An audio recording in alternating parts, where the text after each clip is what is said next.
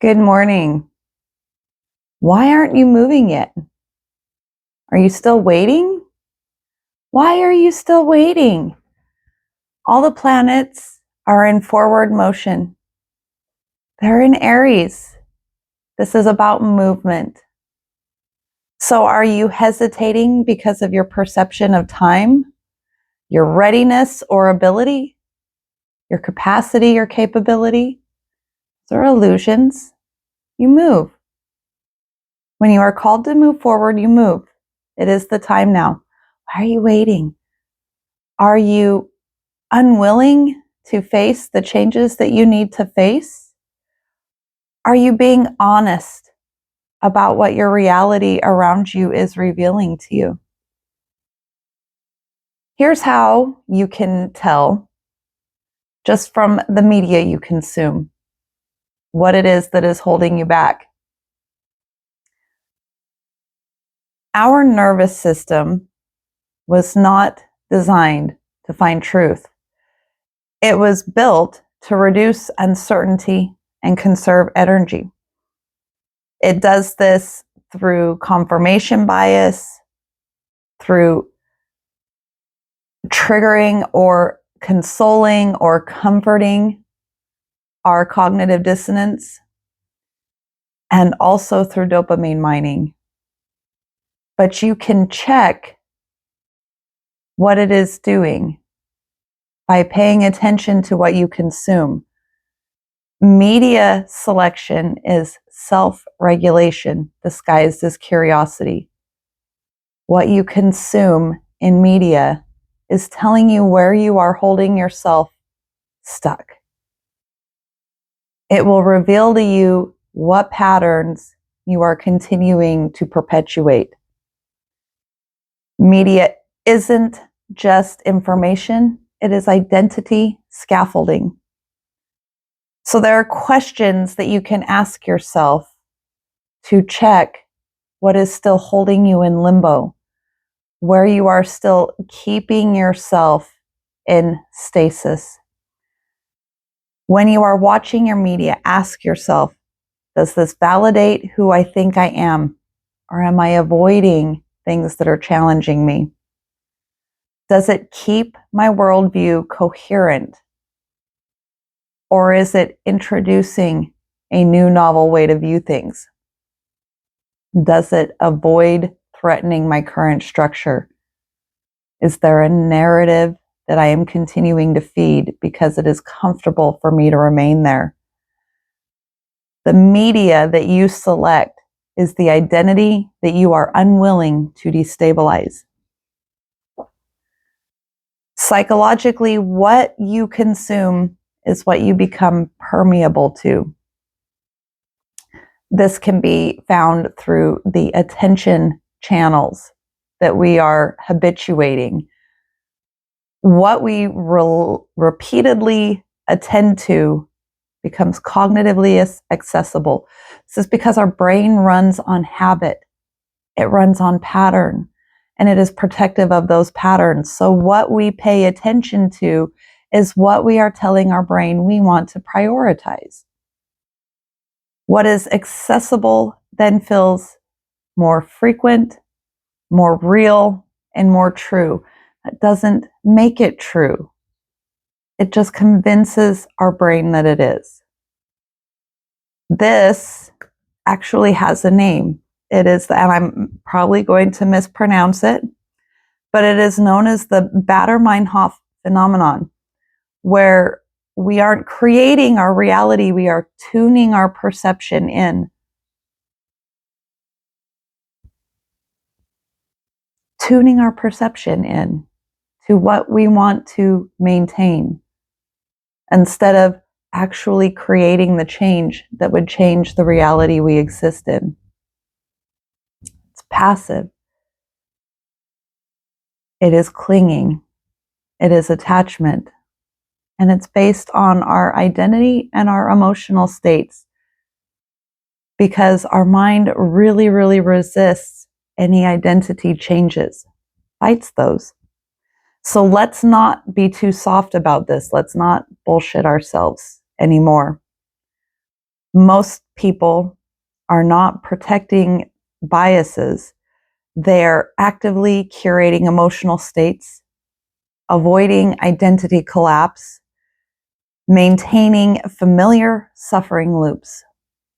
You see this in all of the information out there on dating and romance and love, because there's a belief that we are unwilling to confront about what love is and what love looks like in our reality. There's a refusal to change the behaviors that actually lead to changed outcomes. So media doesn't just protect bias, it feeds dysfunction while looking like growth. Most people do not consume media to learn. They consume media in order to feel right without changing. They don't want to change the behavior. They want the validation of the identity they are already comfortable in. We want the world around us to change without having to change ourselves, because we're looking for that validation of being correct, being right, without looking for any change. Right? So we find the information that supports the identities that we have already held on to.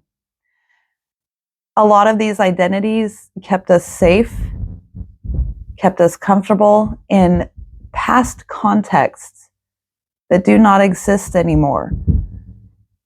You know, I was born in 1979, so I grew up in the 80s. The world does not look the same as it did in the 80s. So these patterns and behaviors that I still feed and choose to conform to if I am not investigating my own thinking and my own patterns and beliefs about things, is supporting belief patterns, narratives, social structures that no longer exist. And this creates that dissonance between me and the reality that I am living in. Recognition is cheap. Integration costs identity. So there are questions that we can ask ourselves about the media that we are consuming in order to find where we are holding ourselves stuck, where we are refusing to move. What media do I avoid because it asks me to change? What content do I binge that makes me feel aligned but produces no behavioral shift? Where am I mistaking recognition for integration? And importantly, at the end of this line of questions is, what have you done differently in the last 7 days because of what you've learned? Because just absorbing information keeps everything in the prefrontal cortex, where we learn and hold all the data, but it doesn't actually move it into the basal ganglia, which is responsible for habit formation, unless we repeat behavior change.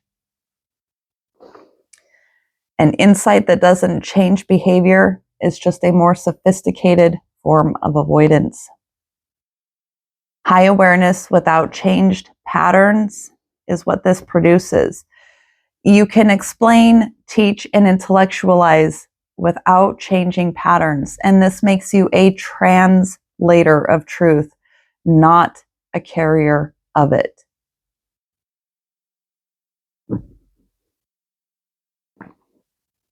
How many translators of truth are you consuming that aren't actually representing or living in the changes that they profess? Where are you avoiding accountability to yourself? Because our subconscious and our body know, they know what they came here for. They protect the identities that we hold and tell it are important to us. Between those two is the cognitive dissonance, where what we continue to repeat and protect and defend and avoid become our identity that is out of alignment with the values and principles that we came here to live. The media you select reveals the version of yourself that you are committed to protecting, even if it's outdated, through reinforcement, identity maintenance, and nervous system regulation. It offers you comfort. It masquerades as stability. It is an outdated survival strategy based upon a time period and a context that you no longer live in. There are a lot of people who are watching the world around them with disgust, fear, apprehension, fearing the loss and lack that these changes will bring towards them, but are still holding to behavior patterns that no longer fit today's world. It is changing. It will always be changing. So why aren't you moving yet? Is your perception of time frozen in the past? Is it linear? Or are you watching the cycles and patterns and accepting of the change and willing to adapt and change with it?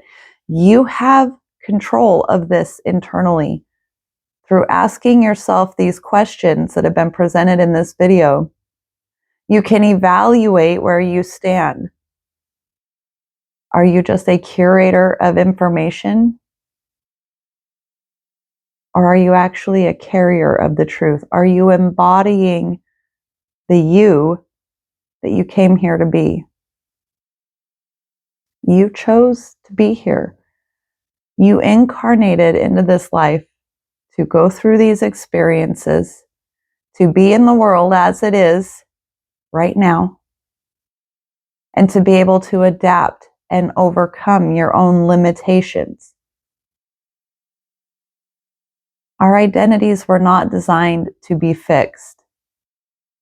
I think that we are one of the only animals in nature that operates with a fixed identity. And we are also one of the very few animals on this planet that were given the ability to create, to make something new out of what reality presents us with. There are a few animals that can make tools, but none but us can change the weather.